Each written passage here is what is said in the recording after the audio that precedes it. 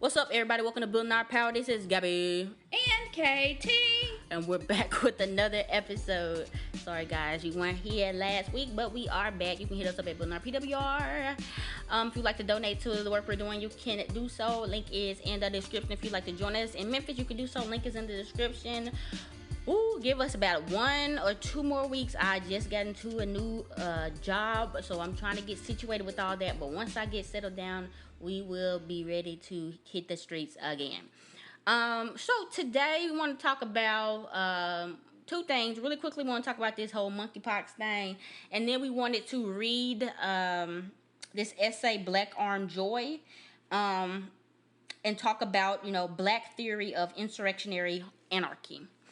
Okay, so as we know, monkeypox has now been declared a health emergency.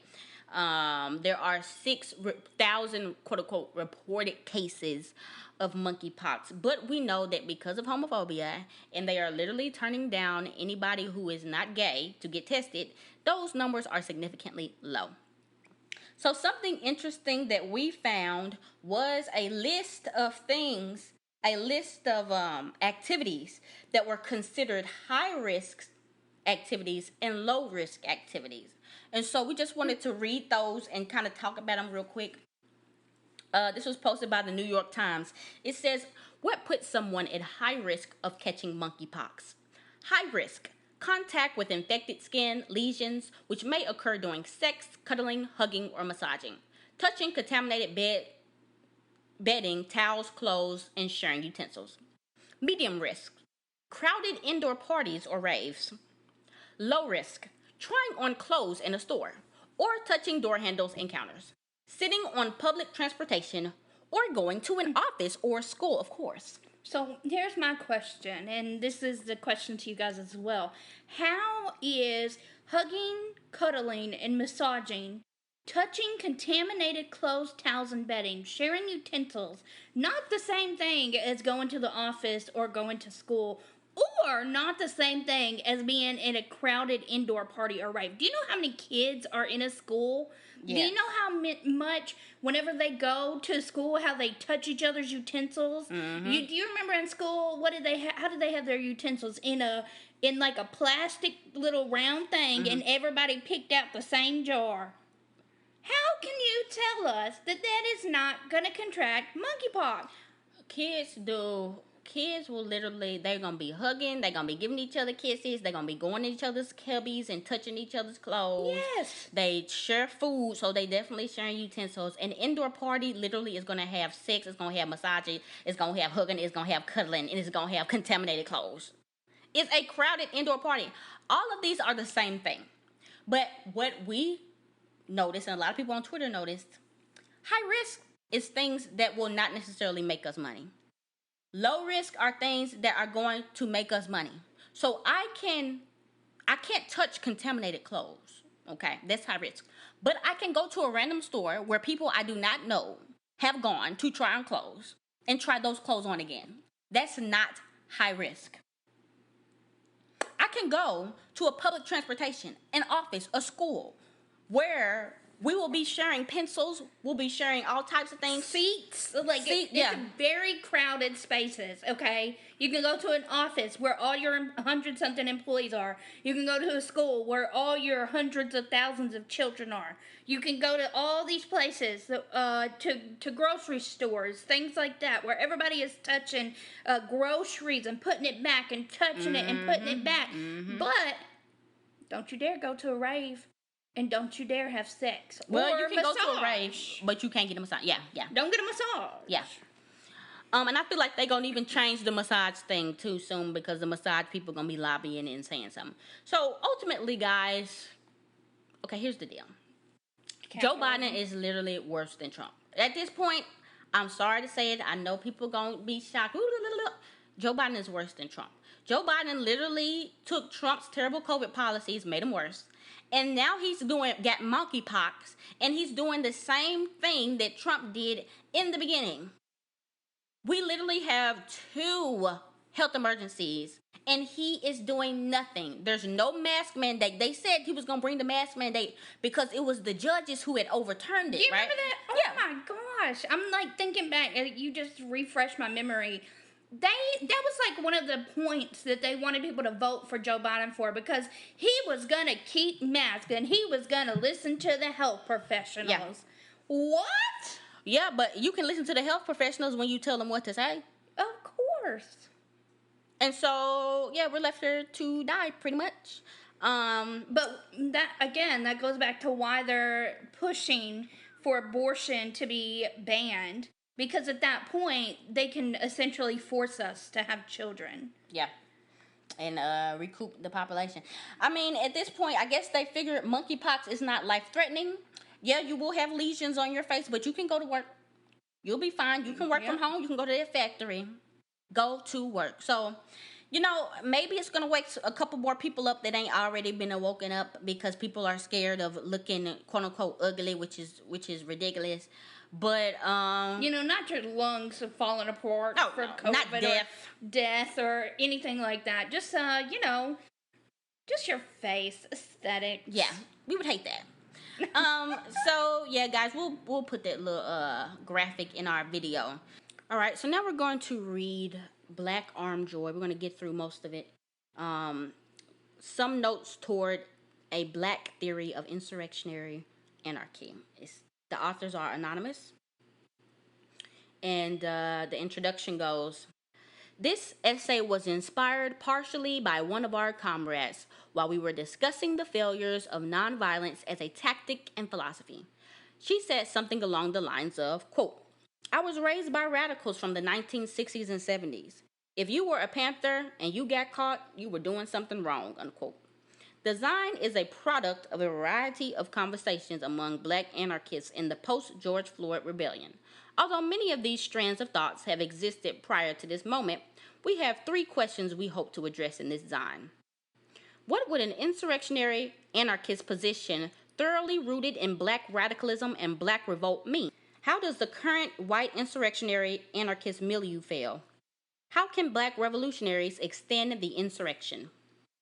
What is insurrectionary anarchy? To those who are unfamiliar, anarchism does not mean chaos, nor does insurrection mean mindless destruction. Anarchism is the concept of social self-rule, etymologically translating from anarchos in Greek, meaning no rulers. Therefore, in the words of Elder Lorenzo Irvin, quote, anarchists are social revolutionaries who seek a stateless, classless, voluntary, cooperative federation of decentralized communes based upon social ownership, individual liberty, and autonomous self-management of social and economic life. When we discuss insurrectionary anarchism, we're discussing a tendency within the anarchist movement that focuses on insurrection as the primary revolutionary practice. Insurrection, meaning the social phenomenon of unmitigated rebellion, the forceful redistribution of private property, land, and justice by the unsettled masses. The concept of attack and constant conflictuality with hierarchical forces is central to insurrectionary anarchism. Insurrectionary anarchists do not believe that we can simply, quote, dual power or, quote, vote our way to freedom. The institutions which currently uphold racial capitalism and all other forces of domination must be smashed. There can be no revolution without revolutionaries who must be engaged in taking militant actions against the state and capital. Finally, insurrectionary anarchists value the self-activity of the masses as important. While not neglecting organization, insurrectionary anarchists understand that insurrectionists as a revolutionary phenomenon are social, not military. The self-activity of the exploited and the oppressed drives revolution, not the actions of Leninist parties or so-called revolutionary unions. Insurrectionary emphasizes the informal nature of revolution and organization. The revolution to destroy the world happens from the bottom up and includes all or does not occur at all. We define the terms of insurrectionary anarchism.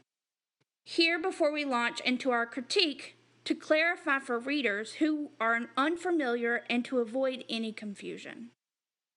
Okay, so from what I got from the explanation of anarchism, the way they explained it, it is a system that has no governing body, no ruling class.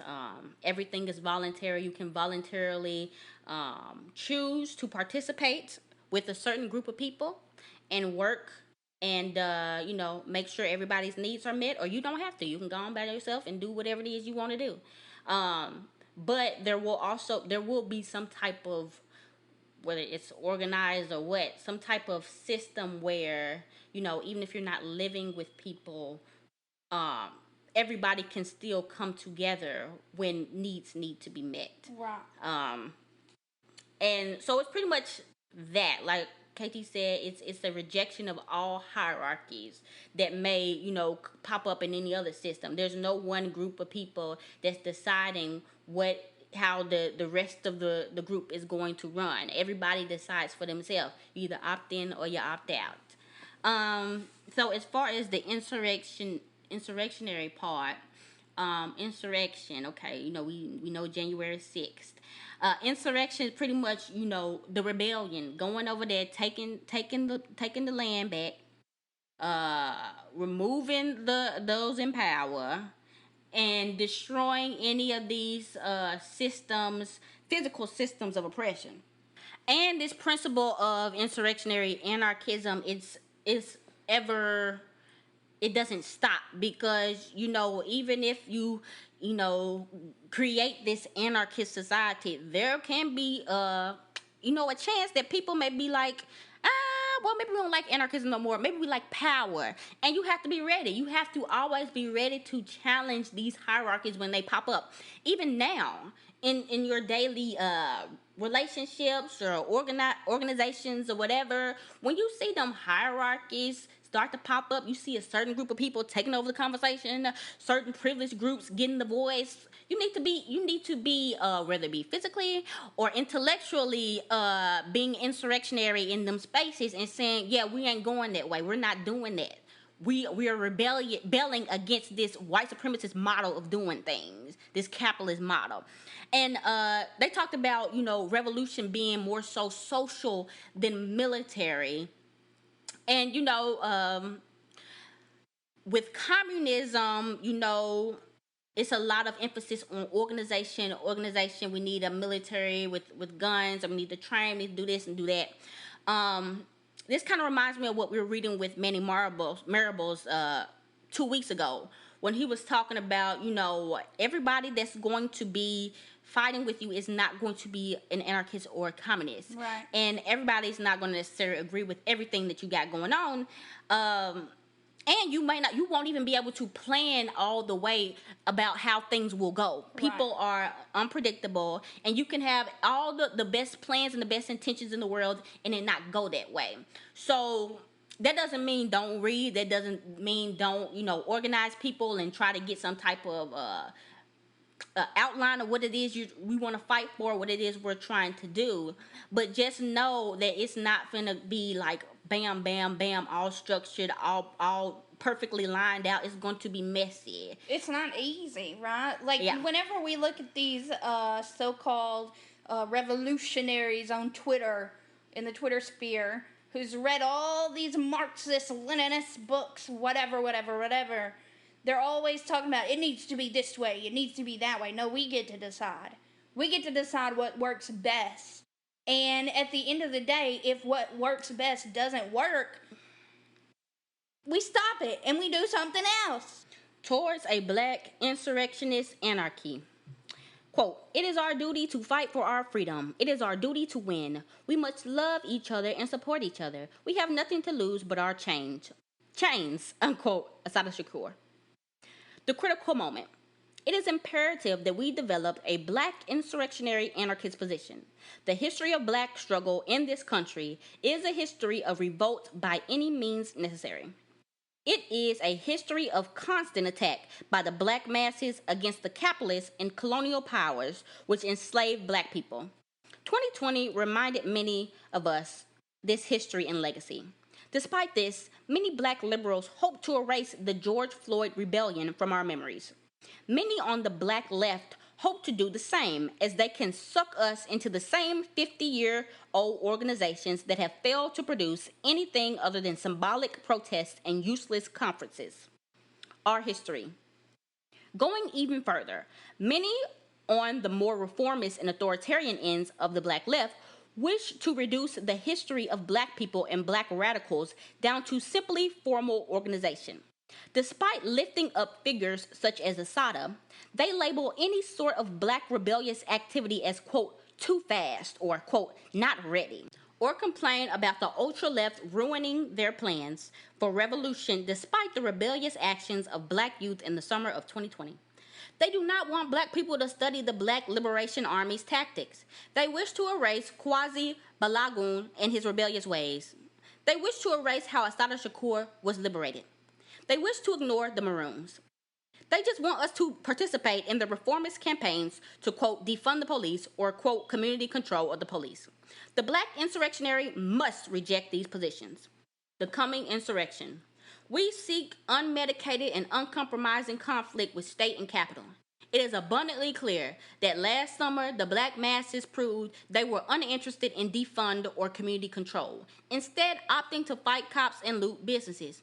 We reject nonviolence and compromise. In the words of Elder George Jackson, quote, we must accept the eventuality of bringing the USA to its knees, accept the closing off of critical sections of the city with barbed wire, armored pig carriers crisscrossing streets, soldiers everywhere, Tommy guns pointed at stomach level, smoke curling black against the daylight sky, the smell of cordite, house-to-house searches, doors being kicked in, the commonness of death, unquote. We all saw the 3rd precinct in Minneapolis burn to ashes. We reject tactical arrest. We reject symbolic protests and marches that continually lead to more violence from the police with nothing in return. We share a fundamental belief that the black insurrectionists should seek to dismantle all oppressive systems, even within the so-called radical organizations and scenes. Living anarchy means living by principle. Living by principle means we dismantle systems as best we can in the world at this moment. The importance of attack. Although there have been some formations, such as Salish Sea Black Autonomous, which have linked black radicalism and insurrectionary anarchy, we feel that it is continually important to point to how attack and conflictuality are central to any serious black anarchist politics concerned with revolutionary change. With the resurgence of interest in black anarchic forms of radicalism, with the works of William C. Anderson, Zoe Samudzi, the Anarchatas, the Lorenzo Comboa Irving, we think it's important that black anarchists do not fall into the trap of believing that only prefiguration will be enough for a revolution. We must physically attack the white power structures by any means necessary.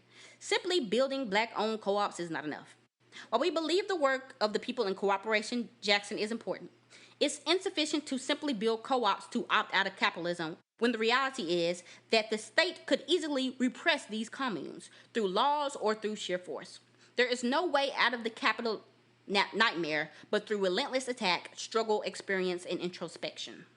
All right, so pretty much that first part was talking about, how a lot of people love to bring up the revolutionary leaders, like Assata Shakur, which reminds me, okay, I went to this open mic a week and a half ago, right? Okay. And it was these Ankh Hotep dude, of course, doing they little We Was Kings and Queens. They was doing their little poetry thing. They brought up the name Assata Shakur. They brought up the name of all these political prisoners and Malcolm X and everybody. But why in every damn poem they was talking about pull your pants up, the effemination of the black man, the gay agenda, stop being a hoe and stop being a slut. I said, y'all just be bringing up these names just to bring them up because you obviously ain't read nothing that these folks done written. Mm-mm. It's just an aesthetic. That's what it is. It's a personality they've done adapted. Yeah, just like the white people with Ingalls and Marx and all these other people. Yes, correct. It's a cosplaying. It's they're cosplaying. That's what it is.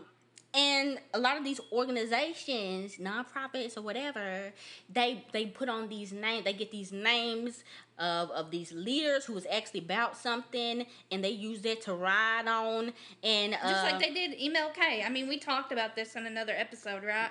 Where they did all of that MLK type of marketing during MLK weekend here in Memphis. And then ultimately, what did they end up doing? Like, literally, they bust all the homeless people somewhere completely different than downtown during that time. So, yeah. So, yeah. And then, they were talking about how, they'll put these names on, they'll invoke these names of these revolutionaries, but then when people now in 2022 try to do the exact same thing those people did back then, oh, you're doing too much, you're going too fast. Oh, you're too radical. You can't do it like that. You're not following the process.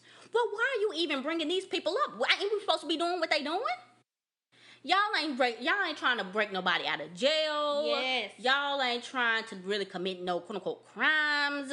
We just sitting here and maybe gonna go to the White House and lobby some. Like, come on, be serious. Okay. The next part they were talking about was just saying how, this is real. This is real life. This is real deal. We talk about this all the time. This is not no game. This ain't no patty cake. This will be violent. We're talking about the entire, the superstructure that is America. The thing that's running this entire world. Pretty much. The one that's got military bases all over the place. Like, when you come through this thing, you got to come correct. You got to know what you're fighting for. You got to believe it with all your heart. Yep. Because this is not for the weak. And it's not going to be won through tactical arrest. It's not going to be won through protest. It's not going to be won through infiltrating. Somebody said infiltrating the damn cops. Oh, my God. It's not going to be run through none of that shit. It's not going to be run through the church. Nobody. It will be won by the people on the streets. From the bottom up. The bottom up, using all types of strategies to hit capitalism where it hurts and to take our shit back. And then the last thing they were talking about was something that it's true. This convicted me because, I talk all the time about, I just can't wait till I get me some money. I'm going to get me some land and I'm going to go off grid and nobody talk to me and nothing like that. And, I could do that. I can live my little anarchism fantasy, but it's not real life. I'm still living in a capitalist country. And if America one day wants to do eminent domain, kick me out, burn my place up, they can do so. So you can go away and be an individual and not care about the community if you want to. Do a little co-op, do a little commune, but you're not really about the cause. That don't make you an anarchist. You're not helping people to be liberated. You just cosplaying. You being a libertarian. So, that's pretty much what I got from the thing. What did you get, KT? I essentially got the same thing, that this isn't, like, in all that they said, based on, like, our history and literally from the very first paragraph to the end paragraph that you just read, what I got was, this is serious. Y'all gotta stop playing around. You gotta stop holding hands with the state, with capitalists. You have to stop compromising with them.